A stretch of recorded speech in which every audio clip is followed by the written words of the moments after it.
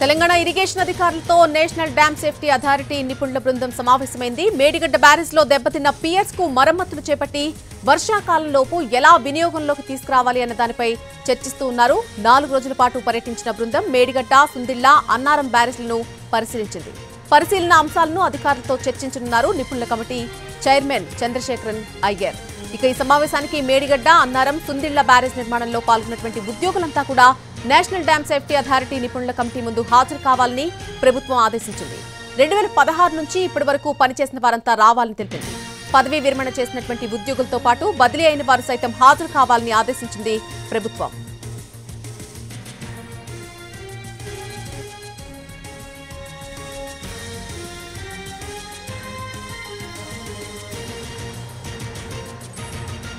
Telangana irrigation అధికారులతో national dam safety authority నిపుణుల బృందం సమావేశమైంది. మేడిగడ్డ బ్యారేజ్ లో దెబ్బతిన్నటువంటి పియర్స్ కు మరమ్మతులు చేపట్టి వర్షాకాలంలోపు ఎలా వినియోగంలోకి తీసుకురావాలన్న దానిపై చర్చిస్తున్నట్టుగా తెలుస్తోంది. ఇదే అంశానికి సంబంధించి పూర్తి అప్డేట్ మా ప్రతినిధి సుధీర్ అందిస్తారు. సుధీర్,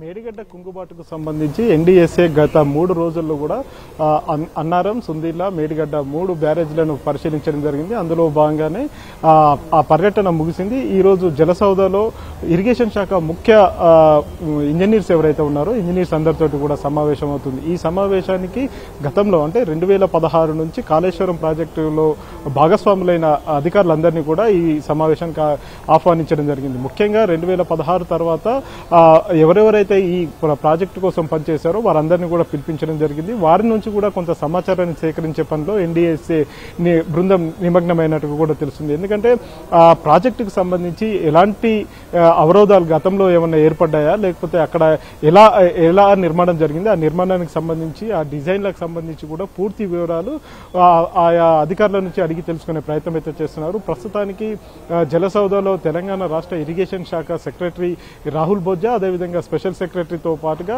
ఇతర ఈఎన్సీలందరూ కూడా ఎన్డీఎస్ఏ బృందంతో సమావేశమయ్యారు. మరికాసేపట్లోనే ఈ సమావేశానికి సంబంధించి ఒక బ్రేక్ వచ్చే అవకాశం ఉంది.